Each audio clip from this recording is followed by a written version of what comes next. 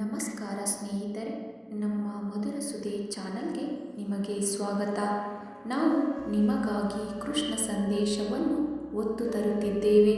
ಇಂದಿನ ಕೃಷ್ಣ ಸಂದೇಶವನ್ನು ನೋಡುವ ಮೊದಲು ಯಾರೆಲ್ಲ ನಮ್ಮ ಚಾನಲನ್ನು ಹೊಸದಾಗಿ ವೀಕ್ಷಿಸುತ್ತಿದ್ದೀರಿ, ನಮ್ಮ ಚಾನಲನ್ನು ಸಬ್ಸ್ಕ್ರೈಬ್ ಮಾಡಿಕೊಳ್ಳಿ.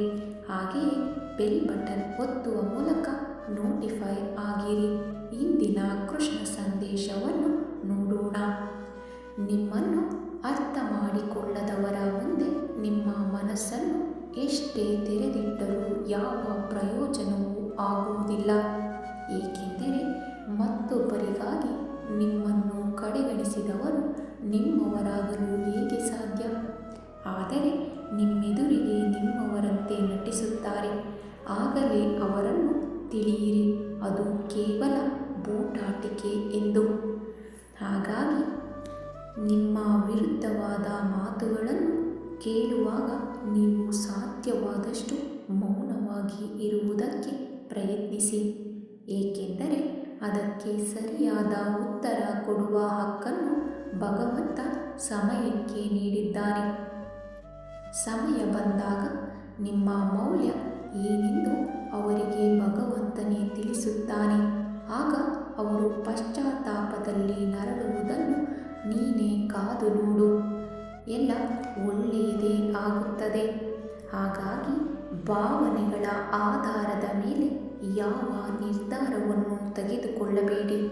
ಏಕೆಂದರೆ ಭಾವನೆಗಳು ತಾತ್ಕಾಲಿಕವಾಗಿರುತ್ತವೆ.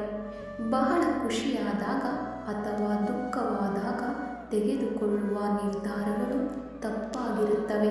ಆದ್ದರಿಂದ ನೀವು ನಿಮ್ಮ ಮನಸ್ಸನ್ನು ತಿಳಿಯಾಗಿದ್ದಾಗ ನಿರ್ಧಾರಗಳನ್ನು ಯೋಚಿಸಿ ತೆಗೆದುಕೊಳ್ಳಿ. ಎಲ್ಲ ಒಳ್ಳೆಯದಾಗುತ್ತದೆ.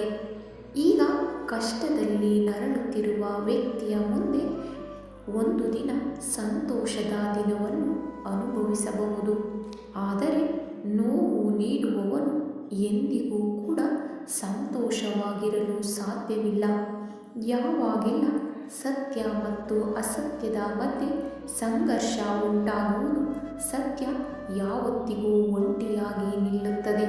ಅಸತ್ಯದ ಜೊತೆಗೆ ಜನಸಾಗರವೇ ಇರುತ್ತದೆ.